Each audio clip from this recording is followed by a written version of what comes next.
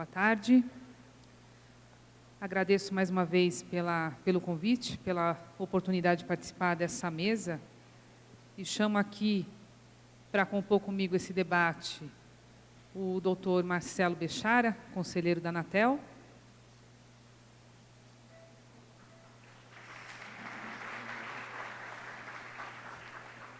o doutor Maurício Hirata, superintendente executivo da Ancine,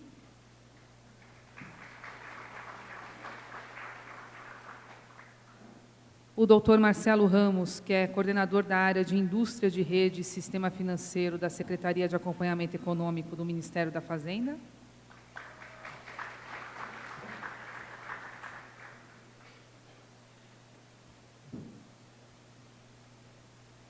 Ana Lígia Rego, que é PhD em Direito Econômico pela USP, associada sênior da área financeira e infraestrutura e autora do livro Confiança e Investimento Estrangeiro, publicado neste ano.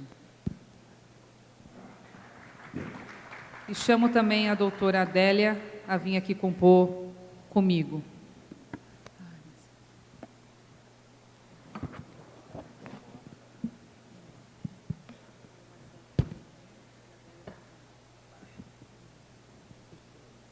Ótimo, obrigada. Então, tendo como pano de fundo a apresentação que a Adélia fez aqui sobre experiência recente de AIR no mundo e as recomendações da OCDE, queria começar aqui o debate com a Ancine, com o Maurício, dado que essa agência reguladora anunciou recentemente, já vem praticando AIR, para explicar aqui para a gente qual foi a principal motivação, né, da adoção de AIR pela Ancine, o que mudou na estrutura da agência, o que mudou de dentro para fora e o que a gente espera de fora para dentro com a adoção do AIR nos procedimentos regulatórios da Ancine. Pode falar um pouquinho disso, Maurício? Sim, bem, eu quero agradecer à Telebrasil pela oportunidade, em nome da diretora Rosana Alcântara. Infelizmente, ela não pôde comparecer hoje, ela teve uma indisposição. Bem, antes de entrar um pouquinho na questão da Ancine, é importante ressaltar que o setor audiovisual tem algumas particularidades em relação a outros setores da economia.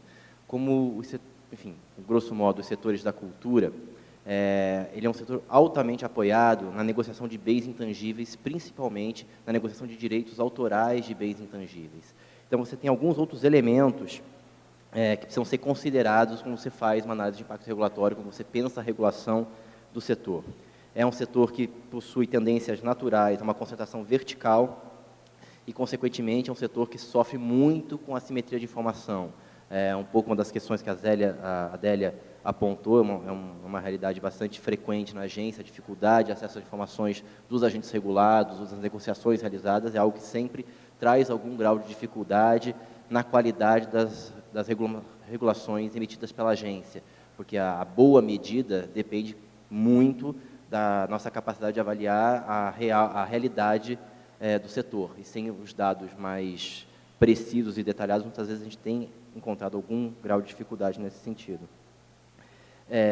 Enfim, voltando para a questão, a regulação do setor audiovisual depende muito, além dos aspectos econômicos, de você avaliar outros valores, como diversidade dos conteúdos, como pluralidade das fontes de informação, como proteção da cultura nacional. São elementos que têm que entrar necessariamente numa avaliação da qualidade regulatória. Não é apenas a eficiência econômica do setor que se busca, não é apenas o crescimento econômico puro do setor. É isto sempre associado a esses outros valores que estão implicados nas questões dos bens intangíveis.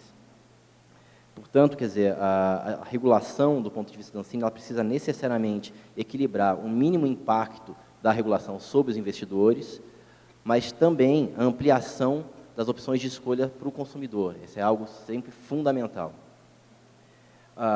Nesse sentido, quer dizer, a análise de impacto regulatório na Ancine, embora tenha, na análise de custo-benefício, um instrumental importante, ela tem uma tendência natural, não é uma regra, não é necessariamente aplicada em todos os casos, mas é uma tendência natural a se utilizar uma abordagem mais multicritério, que permita avaliar uma quantidade maior de variáveis, que não apenas uma relação estrito sensu custo-benefício para o investidor, custo-benefício para o regulado estrito sensu da Ancine, ou seja, para o empacotador, para o programador, para o produtor. Você tem que ver o impacto disso sobre a sociedade como um todo, sobre os consumidores, como um todo, mas também sobre aqueles que consomem indiretamente aqueles produtos e sobre o efeito disso, por exemplo, na proteção da cultura, na diversidade, na pluralidade das fontes de informação, que tem implicações, por exemplo, muito diretas em relação à cidadania, à capacidade do cidadão de se manifestar adequadamente, já que a gente está falando de bens que são, enfim, culturais.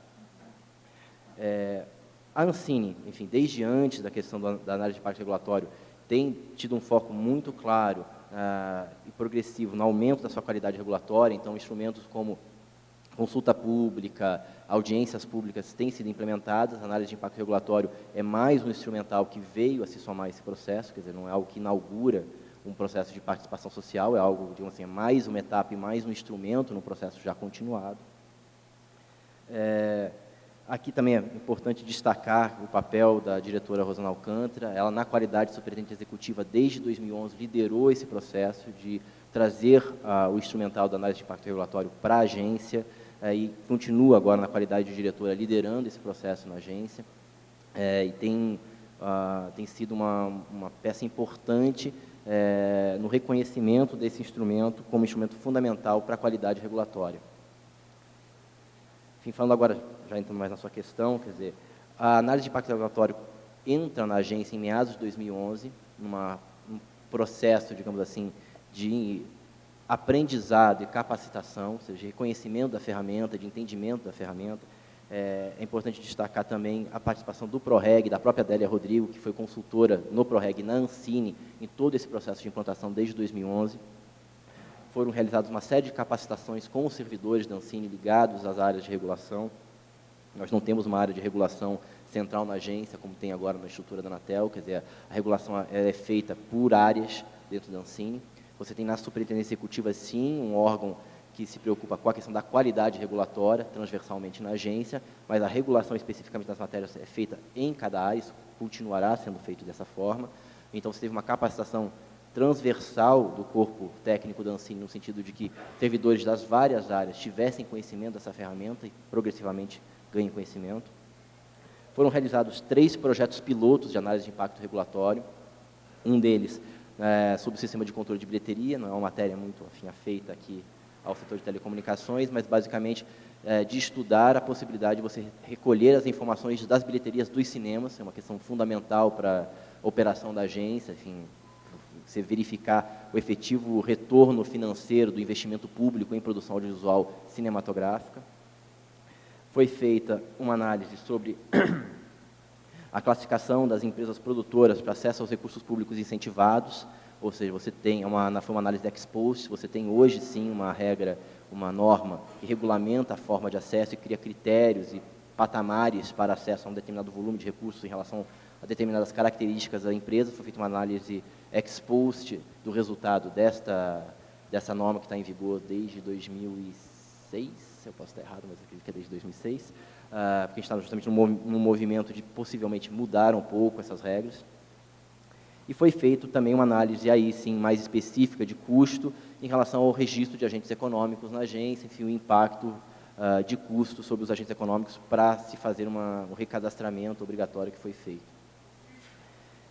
Esse processo todo culminou com a edição de uma resolução de diretoria colegiada, a de número 52, que é uma resolução que organiza os procedimentos internos para a aplicação da análise de impacto regulatório. Enfim, alguns destaques dela. Ela torna mandatória para todos os atos regulatórios da agência que se haja análise de impacto regulatório, com algumas exceções, é claro. Você tem a questão da medida, sempre é uma questão importante. Você tem matérias que às vezes são muito pontuais, reformas muito específicas, que necessitam de um grau de urgência, de uma certa celeridade, onde a análise de impacto regulatório estaria mais ônus do que bônus. Mas as grandes matérias, aquelas que têm impacto mais profundo no setor, essas certamente serão fruto de análise de impacto regulatório dentro da agência. E se estabeleceu um rito. Esse rito constitui-se, bem rapidamente, na elaboração pela área técnica que trata da matéria de uma exposição de assunto, onde se elenca uma proposição de metodologia e digamos assim, de aspectos a serem abordados numa análise de impacto regulatório. Essa exposição de assunto é encaminhada, é avaliada pela superintendência executiva em relação à sua qualidade, à sua conformação. Isso é submetido à diretoria colegiada, que aprova ou não a realização da análise de impacto regulatório.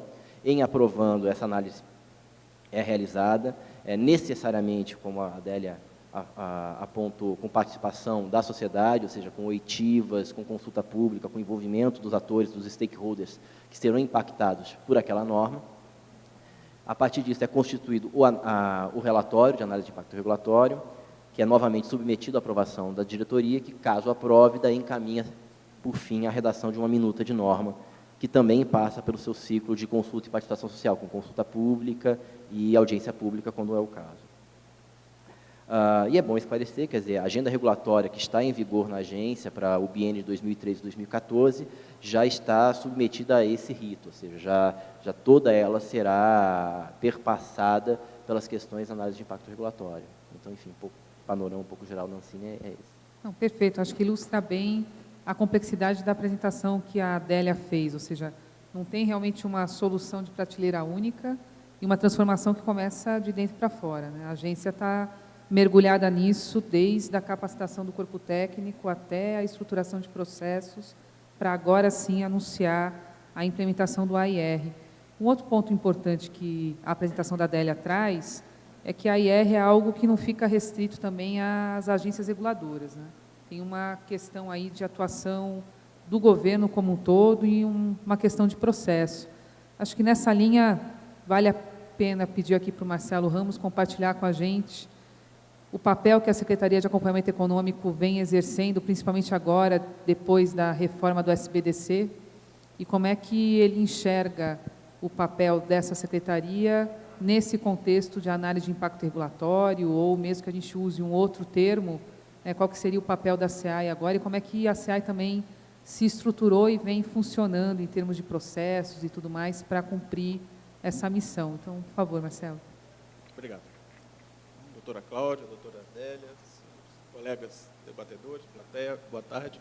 Agradeço também o convite da Telebrasil para vir aqui, é sempre muito interessante poder vir conversar nesse setor. E ao Samuel, claro. Bem, a SEAI ela tem passado por um processo de transformação já há bastante tempo, pelo menos desde 2005, quando ficou claro que havia um diagnóstico de como deveria funcionar o Sistema Brasileiro de Defesa da Concorrência. O sistema funcionava num sistema de 3 guichês, que era o CAD, a SDE e a SEAI. Isso implicava em muito custo de transação, porque as análises entravam na SEAI, iam para a SDE, iam para o CAD às vezes mandava reinstruir, voltava para a SEAI, era muito complicado, e inclusive até os órgãos internacionais que fazem um ranqueamento dos sistemas de defesa da concorrência sempre nos davam pontos negativos por causa disso. Então, esse era um diagnóstico já bastante antigo, né? Quando ficou claro para nós na SEAI que a conformação do projeto de lei seria tal que tiraria a SEAI dessa parte de instrução de atos de concentração e de condutas, processo administrativo de condutas anticoncorrenciais, né? Ficou claro também que a nós ficaria reservado um papel também nessa área da promoção da concorrência. E a SEAI começou a se estruturar, então, já desde 2005, né? As suas coordenações gerais foram totalmente reformadas, apenas uma coordenação geral continuou trabalhando com a instrução de atos de concentração, era uma coordenação geral bastante grande por causa disso, e as outras já foram se adequando a um processo de colaboração, de contribuição em consultas públicas de agências, e não só de agências, ocasionalmente também algumas consultas públicas de ministérios, que são menos frequentes, né, mas existem. Bem, e de lá para cá, a SEAI, então, se reestruturou, foram criadas várias coordenações gerais setoriais, né?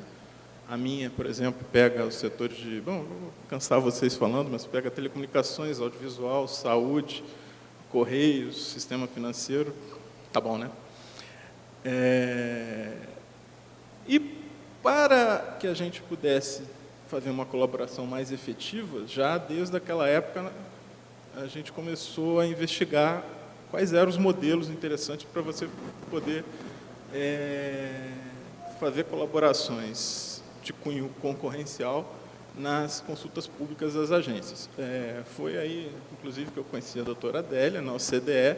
A OCDE, na época, já estava desenvolvendo um guia de avaliação concorrencial de normas regulatórias, que nós abraçamos e é digamos assim, a espinha dorsal dos pareceres que nós fazemos hoje em dia, procurando sempre identificar pontos, e aí mora o espírito da promoção da concorrência, tentando identificar os pontos nas normas propostas que possam, de alguma forma,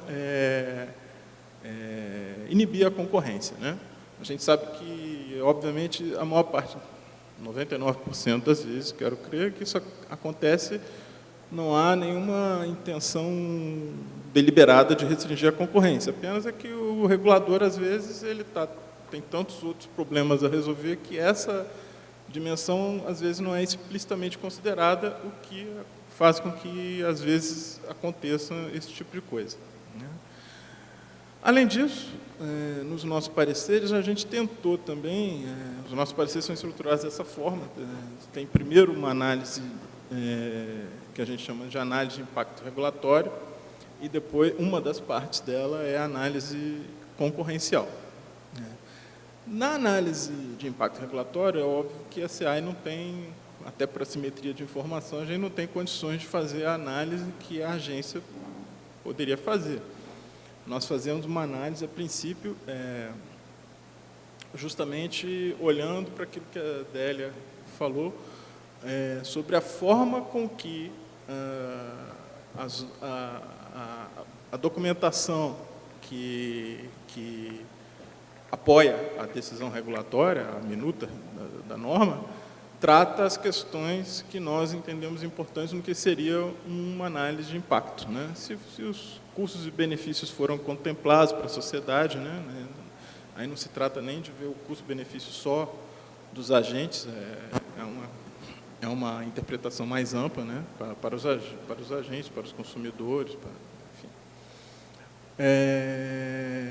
E nós fazemos, então, uma série de sugestões no que diz respeito a um benchmarking com o que seria uma boa prática regulatória, olhando para uma prática de análise de impacto regulatório, né? Eu fiz uma breve conta na coordenação, que não é uma conta geral da SEAI, é uma conta da minha coordenação. Nós, aproximadamente 24% das normas que a gente analisa apresentam. Isso aí eu estou falando, mas qualquer um que chegar e olhar, os nossos pareceres são todos públicos, estão na página da SEAI, todos os pareceres da SEAI são públicos, né, de norma regulatória, inclusive eles não só são contribuídos, né, ou seja, aparecem ou não no site da agência, se a agência disponibiliza, mas aparecem na nossa página. Então, qualquer um que chegar lá e fizer a conta vai ver, cerca de 24%, quase 25% dos pareceres que nós fazemos, e nós fazemos pareceres de todas as normas, todas as consultas públicas, né? Acabou que a lei saiu assim, a lei, inicialmente, a gente achava que a lei ia dar alguma discricionariedade para que a SEAI fizesse essa análise só nas normas que se julgasse mais importante, mas acabou que não, saiu todas as consultas. Todas as consultas públicas a gente tem que se manifestar. Então, como eu estava falando, cerca de 24% hoje das normas a gente identificou algum tipo de barreira concorrencial. Falando assim, parece talvez muito, mas é porque não estou falando aqui o grau de gravidade da barreira, né? Às vezes são coisas pequenas, né? Mas o número hoje nosso é esse, né? Endereçando aí mais a questão da Cláudia sobre o futuro, né? Eu acho que nós já estamos, assim, talvez, bastante adaptados, até porque foi feito esse trabalho prévio, né? Desde 2005, né? O que eu acho, claro, que vai acontecer é que, à medida que as agências forem sofisticando o grau de suas análises dentro de um conceito de análise de impacto regulatório, o nosso trabalho crescerá proporcionalmente, né? Mas aí depois eu venho contar essa história. Obrigado. Tá ótimo, obrigada. Se crescer mais um tema na sua coordenação, Marcelo, aí realmente você vai ser o super coordenador, né, Virando agora de lado aqui para a Ana, de tudo que a gente ouviu aqui, então a gente tem uma visão de uma agência reguladora, uma visão aqui do executivo sobre essa questão de análise de risco. Você, como especialista aqui de análise de infraestrutura, analista de infraestrutura, como é que você vê a percepção de risco do mercado, avaliando especificamente atos de regulação, né, hoje e daqui para frente, essa percepção atual de risco regulatório no Brasil? Qual que é a sua opinião a respeito disso? Se tem algum setor que se destaca para mais ou para menos, né, de maneira positiva ou negativa, e dessas iniciativas aqui, como é que você acha que seria um caminho para a gente melhorar essa percepção de risco? Então, se você pudesse falar um pouquinho para a gente. Olá, boa tarde a todos. Eu acho que eu sou um pouco peixe fora da água, porque eu sou representante de um stakeholder que é relevante, acho que para todos da indústria, que é o investidor estrangeiro, né? Acho que só para complementar um pouquinho a minha bagagem que a Cláudia apresentou, eu sou advogada, economista, trabalho no escritório internacional, né, que é o Baker McKenzie, que assessora investidores estrangeiros na sua decisão de vir para o Brasil, nos mais diversos segmentos, desde o sistema financeiro, passando pelas telecomunicações. E na minha área acadêmica, eu sou professora de Direito Econômico, e na minha pesquisa de doutorado, que resultou no livro que eu lancei há pouco tempo sobre esse assunto, eu justamente testo quais são os determinantes que condicionam o investimento do estrangeiro no Brasil. A minha pesquisa tem um fundamento bastante empírico, eu investiguei mais de 100 investidores em diversas jurisdições e indaguei realmente para eles: por que você confia no Brasil e não na Colômbia, confia no Chile, mas não na Argentina? O que de fato motiva a sua decisão de investimento? A mesma pergunta eu fiz para principais autoridades reguladoras, né, principalmente no meu mercado atual, que é o mercado financeiro. E eu acho que as conclusões que eu cheguei à minha pesquisa, elas são muito convergentes com o que a professora Adélia expôs e que a experiência que a gente está tendo nas nossas agências reguladoras locais, né? Então, o que eu ouvi dos estrangeiros? Olha, a gente está muito preocupado com a qualidade das regras e a gente está preocupado principalmente com o cumprimento dessas regras. O nosso investidor estrangeiro, ele está cada dia mais educado e ele conhece, ele sabe que no Brasil existe uma regulação de boa qualidade em muitos setores, né? No setor de mercados de capitais, por exemplo, no setor de mercado financeiro, que é a minha prática direta, o Brasil é referência mundial em qualidade da regulação. Então, a dúvida de que a nossa regulação possivelmente é bem feita, eles não têm uma crítica direta a respeito disso, mas eles estão muito preocupados com o cumprimento. É lei para inglês ver, americano ver, chinês ver, ou de fato a gente se preocupa com o cumprimento dessas normas? Eu tive, por acaso, ontem, né, com uma reunião ontem à noite com um grupo de investidores estrangeiros de um fundo. Eles querem doar querem doar recursos para projetos de conservação ambiental. E eles perguntaram se o governo, se a gente obtiver um decreto estabelecendo como esses recursos vão ser aplicados, esse decreto vai ser mantido ou vai ser revogado daqui a pouco? A mesma coisa a gente tem quando alguém está explorando um mercado novo, que não tem um marco regulatório definido. Então, acho que, em suma, eu percebi dois grandes medos, digamos assim, dos investidores estrangeiros. Segurança jurídica, ou seja, as normas vão mudar todo o tempo? O judiciário faz justiça com as próprias mãos? São as perguntas dos investidores estrangeiros. E a segunda questão é justamente o compliance, o enforcement, de que forma o Brasil leva a sério o cumprimento dessas regras. A gente tem um marco novo muito importante no mercado financeiro, que é a nova lei de prevenção à lavagem de dinheiro, que é uma lei dura, uma lei importante, feita na maior convergência com os padrões internacionais, mas o pessoal está começando a ter dúvida se, de fato, essa lei vai ser cumprida nos seus últimos termos. E eu acho que isso tem a ver com a análise de impacto regulatório. Eu acho que tem bastante a ver em dois aspectos. Primeiro, que a análise de impacto regulatório ela é um instrumento para você garantir uma qualidade nesse processo de produção das regras. A chance de que você tenha regras estranhas ou regras um pouco descoladas da realidade do mercado, se você perpassa por um processo desse tipo, a chance se reduz. Então, a qualidade de ter uma boa regra e confirmar essa percepção de que o Brasil produz boas regras é algo que vai se verificar. Ou seja, a análise de impacto regulatório te ajuda a ter bons resultados do ponto de vista de produção normativa, de uma realidade normativa que seja aderente à realidade dos agentes econômicos.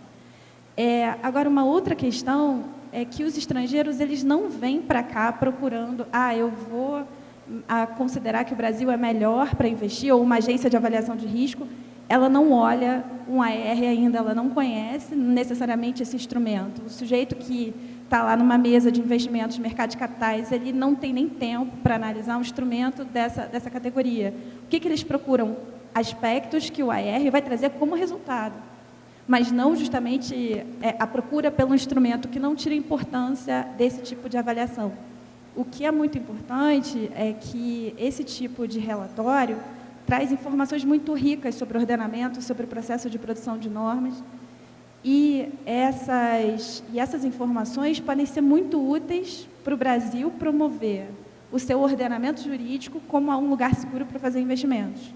Então, se você pega esse relatório e está munido dele, você conhece no setor em que você precisa conversar com o investidor, se eu tivesse uma avaliação de impacto regulatório do setor onde eu estava discutindo ontem com os meus clientes, eu teria tido condições de dar muito mais segurança para eles. Né? Então, eu acho que a utilização dos agentes desse instrumento, conhecer esse instrumento como uma forma, inclusive, de convencimento nas mesas de negociação, quer dizer, vem para o Brasil, olha como as regras são feitas. E a gente tem uma mentalidade, né, a nossa tomada de decisão ela é relativa. Então, quando você vai escolher o Brasil em detrimento de uma outra jurisdição, o estrangeiro gosta muito de se pautar por metodologias e conceitos que ele conhece. Se a gente tem uma metodologia internacionalmente reconhecida de AR, a chance de que ele tenha critérios mais concretos para comparar diferentes jurisdições são muito maiores. Então, quando ele for comparar o que vai diferenciar o Brasil da Colômbia, do México, né, da China, da Índia, para destino de investimento, se ele sabe que existe uma metodologia internacional, você gera uma comparabilidade entre essas jurisdições. Então, é um instrumento bastante interessante para quem toma decisão na esfera internacional. Agora, o nosso investidor e o tomador de decisão precisa ser educado no âmbito privado a respeito desse instrumento. Né? Então, acho que tem, na verdade, eu vejo uma avenida para que esse tipo de instrumento de avaliação seja mais presente no discurso da iniciativa privada, que é tão pragmática e não conhece o AR como uma saída. Embora ele não seja a única forma de garantir a produção de boas normas, sem dúvida é um instrumento que agrega aspectos técnicos para essa discussão. Acho que, inclusive, não é peixe fora d'água justamente porque é quem mais usa, né? Então, saber se o que temos hoje atende às expectativas de quem está interessado em fazer negócios aqui é um termômetro fundamental para ver se estamos caminhando na direção certa, o que falta para acontecer. Eu acho que só uma complementação, uma dos achados interessantes da minha pesquisa é que eu notei que porque qual foi a pergunta de trabalho que eu fiz para os brasileiros? Por que você acha que o estrangeiro confia no Brasil? E eu perguntei para o estrangeiro, por que você confia no Brasil? Qual foi a minha surpresa de que as respostas são completamente diferentes? Ou seja, os brasileiros não têm noção concreta do que o estrangeiro teme ao investir aqui. A gente está preocupado com questões como estabilidade financeira, porque a gente teve uma questão inflacionária no passado, etc. Mas o estrangeiro está preocupado com outros aspectos. Retorno financeiro para ele tem um aspecto muito mais relevante, às vezes, do que o risco jurídico, porque o risco jurídico ele vai ter em qualquer jurisdição. Então, assim, faz a conta para mim, qual é o risco que eu estou tomando aqui? Então, a gente precisa educar esse investidor estrangeiro ou mudar a nossa percepção sobre o que de fato importa para ele na hora de tomar decisão. E isso reguladores fazendo roadshow para os fundos internacionais, nos fóruns internacionais, não num aspecto capitalista da coisa, mas mesmo de mostrar que nós temos um ordenamento que não deixa nada a dever para outros. Né? Perfeito. Como já foi dito aqui pela manhã, a comunicação é importante, né? No setor de telecom, inclusive. Indo agora aqui para o Marcelo, a gente percebe aqui ao longo desse dia de trabalho uma expectativa grande em torno dessa reestruturação da agência, que casa, inclusive, com uma modernização que já vinha aí encomendada, casando melhor com a maneira como os serviços mesmo se estruturam. E aí acho que para esse painel seria importante ouvir de você como é que você acha que essa reestruturação pode significar um avanço nas análises de risco, de custo-benefício, chamando essas análises ou não de AIR, o que será que a gente pode esperar de mudança no tipo de material que a Anatel tem disponibilizado nas consultas públicas, nas audiências públicas, e como é que tem sido isso também de dentro para fora, né? Como é que a agência vem, ao longo do tempo, se preparando para essa reestruturação? Perfeito. Antes de mais nada, boa tarde a todos, a todas. Queria agradecer imensamente o convite da organização Telebrasil para estar aqui, cumprimentar os companheiros e companheiras aqui do painel. Na verdade, a reestruturação da Anatel, ela se consolidou efetivamente há pouquíssimo tempo, mas para quem é do setor já acompanha um pouco essa novela há mais de uma década. E, de fato, o que a agência fez foi se adaptar a uma realidade de mercado, ou seja, as empresas elas se consolidaram, elas têm ofertas convergentes, não fazia mais sentido algum a agência manter uma postura segmentária do ponto de vista da regulação de serviços. Isso provoca na agência uma mudança cultural que eu até mencionei como uma nova forma de fazer regulação. É aquilo que eu sempre brinquei de Anatel 2.0. E sob vários aspectos, vão do processo sancionador até a parte de resolução de conflitos.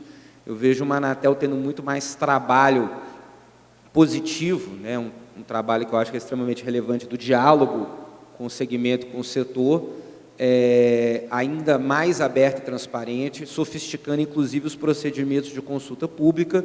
Eu acho que nós temos uma evolução interessante com a abertura das reuniões, sorteios, e tem buscado efetivamente um processo um pouco mais de transparência nas relações com o setor. Isso culminou efetivamente na reestruturação e a questão da análise de impacto regulatório, que é o tema primordial desse momento, ela está prevista no regimento interno de uma forma explícita. O nosso regimento interno ele trouxe no artigo 62 que todos os atos de caráter... Os atos de caráter normativo, salvo em situações expressamente justificadas, deverão ser precedidas de análise de impacto regulatório. E o nome é esse mesmo, AIR. Então, a análise de impacto regulatório passou a ser regra a partir do nosso regimento, salvo em situações extremamente justificadas. Senão, vou ter que justificar por que não estamos fazendo uma análise de impacto regulatório. É claro que tem umas situações, eu não sei se, por exemplo, nas normas técnicas relativas a chumbo ácido, faz muito sentido, talvez até faça ou não, uma análise de impacto regulatório, mas em não fazendo, nós vamos ter que dizer por que não está fazendo, porque efetivamente é uma norma extremamente técnica, etc. e tal. Para isso, a reestruturação estabeleceu uma superintendência, que é a Superintendência de Planejamento e Regulamentação, a SPR.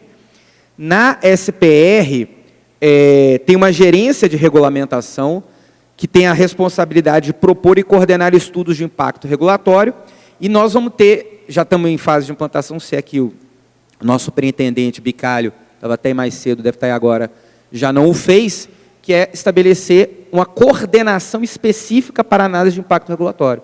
Ou seja, nós vamos ter uma estrutura permanente dentro da Superintendência de Planejamento e Regulamentação, embaixo da Gerência de Regulamentação, mas não é só. A assessoria técnica, que é um órgão que se presta a trabalhos extremamente sofisticados e específicos, ela participa, junto com a Superintendência de Planejamento e Regulamentação, das análises de impacto regulatório. Isso também está previsto no regimento interno, né? Existe uma outra gerência, de uma outra superintendência, que é a superintendência de competição, e lá temos a gerência de acompanhamento econômico da prestação.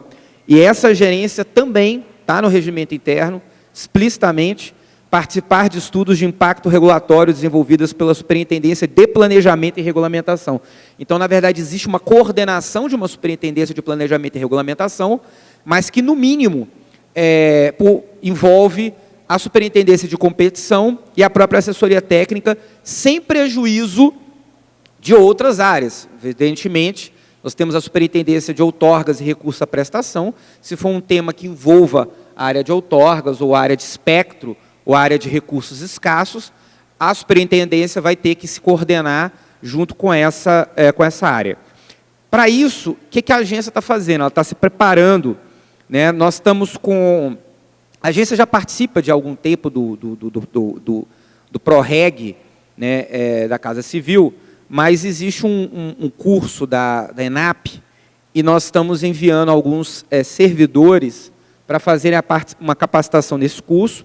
Estamos na expectativa de fazer, não sei se no mês que vem, mas talvez no mês que vem, um workshop em que a gente vai convidar agências internacionais, estamos inclusive conversando com a FCC Ofcom, para virem aqui para debater com outros órgãos da administração pública também.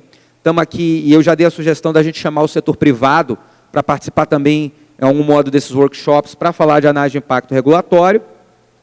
E no fundo, eu acho assim, quer dizer que a Anatel não fazia, é claro que a análise de impacto regulatório, em alguma medida, sempre foi feita, mesmo que de uma forma mais pulverizada, mesmo que de uma forma mais pontual, mas certamente não de uma forma estruturada.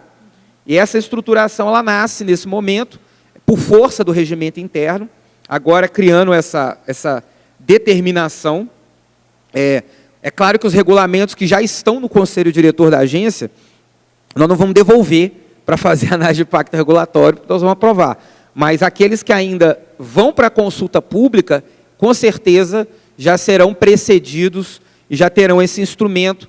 E de preferência, evidentemente, a gente, partindo de um novo processo, a partir de uma nova regulamentação, aí sim, de uma forma mais correta, nós vamos fazer a introdução da análise de impacto regulatório desde o nascedouro do processo normativo, e certamente será submetido ao escrutínio da sociedade, como é submetido todos os documentos que compõem o processo de consulta pública.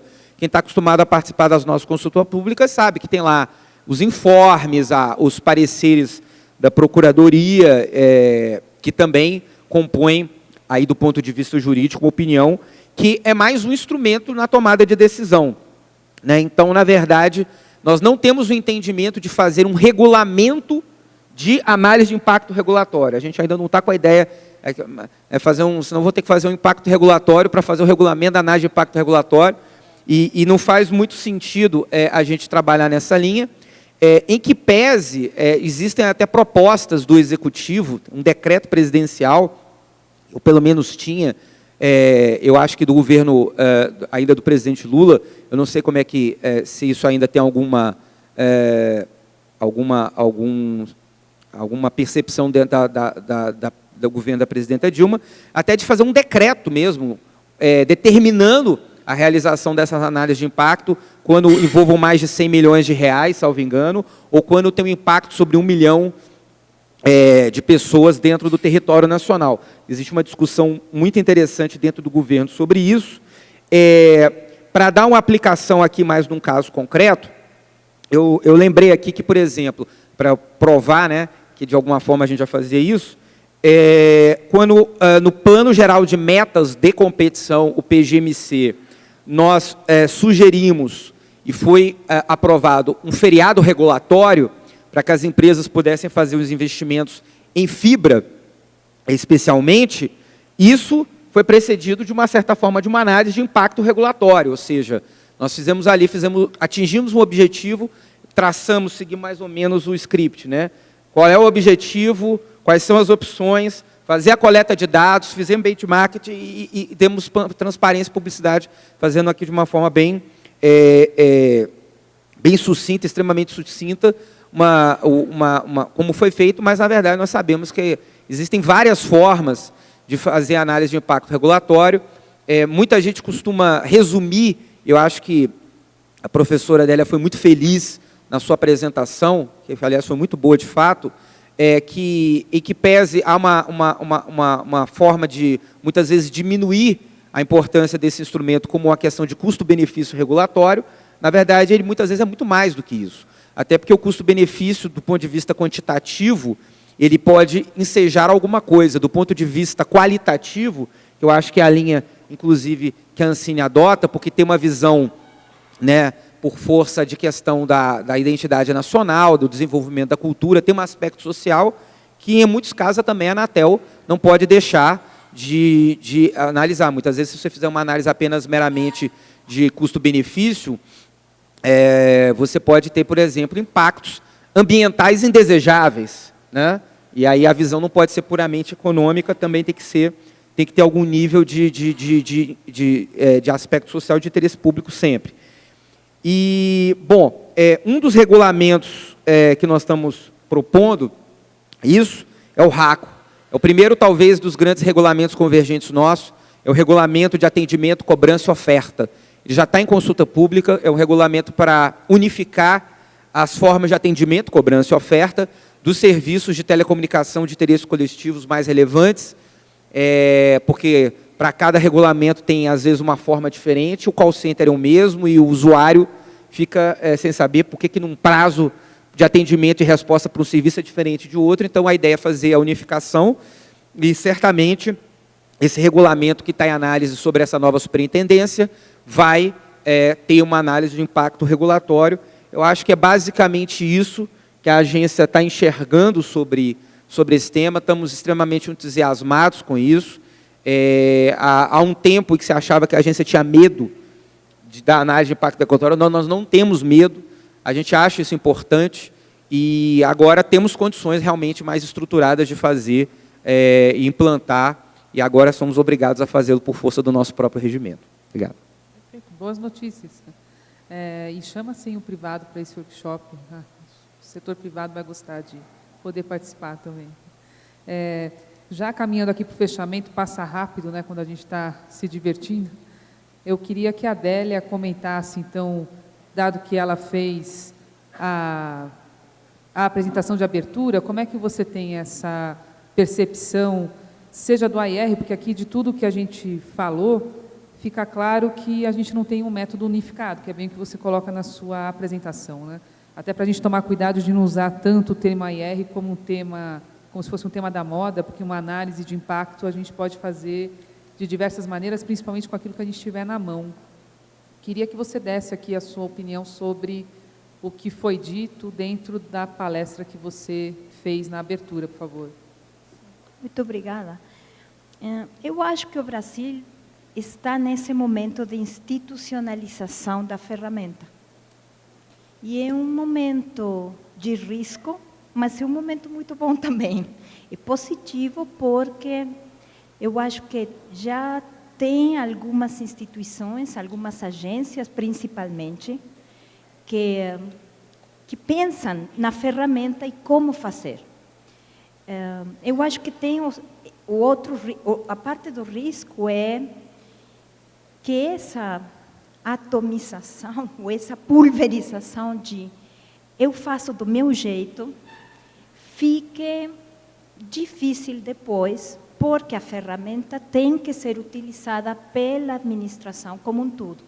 Então, as agências estão lá na frente. A Anvisa tem 8 anos já de trabalhar análises de impacto regulatório. É muito bom de ouvir a Ancine, a Anatel, que elas estão começando a fazer. Mas você tem muitas outras instituições aqui no Brasil, os ministérios, as autarquias, que produzem regulação e elas ainda estão longe de trazer essas ferramentas. Então, o momento é muito bom. Eu acho também muito importante essa flexibilidade da metodologia, porque é verdade, os setores econômicos são muito diferentes, as agências são diferentes também, as capacidades também, então você precisa ter essa flexibilidade. Acho também que o rol da SEAE e trazer esse ponto de concorrência é fundamental. Os países que têm mais avançado na área de AIR, eles fazem análise concorrencial como parte da análise de impacto regulatório. É parte da análise econômica que você precisa fazer para entender os impactos. Então, acho também essa parte muito, muito boa que tem que ser integrada a esse processo geral, mais estruturado e onde as agências vão converger, no final do caminho, no uso da ferramenta. Mas isso precisa de ser bem estruturado, bem institucionalizado. Perfeito. Ou seja, a gente está falando aqui de uma redução de percepção de risco, no fundo é reduzir a simetria de informação, né? E aí a gente vai reduzir a simetria de informação quanto mais sistematizado a gente conseguir produzir o mesmo tipo de informação. Então, certamente, pensar na ferramenta AIR como uma forma de sistematizar a análise que se faz de um impacto regulatório, a gente caminha nessa direção de reduzir a simetria entre regulador e regulado, entre regulador e a sociedade em sentido amplo, é um caminho. Mas acho que o que fica de tudo que foi dito, que uma análise bem feita, chamada ou não de AIR, vai produzir bons resultados, da mesma maneira que uma análise sem qualidade, carimbada de AIR, não vai ter como produzir bons resultados, e o caminho é o que a gente enxerga aqui, não é uma coisa também que se vai fazer da noite para o dia, os órgãos se estruturando há bastante tempo para ter nos seus quadros, no seu corpo técnico, a retenção de conhecimento para que a gente possa realmente produzir a análise de maior qualidade e deixar a vida dos consultores mais fácil, para a gente ter mais informações para poder analisar também. Eu não sei se alguém quer falar alguma coisa a mais, dado o que foi dito, senão eu agradeço muito a presença de todo mundo, agradeço a atenção de todos e a gente pode encerrar, tá bom? Obrigada.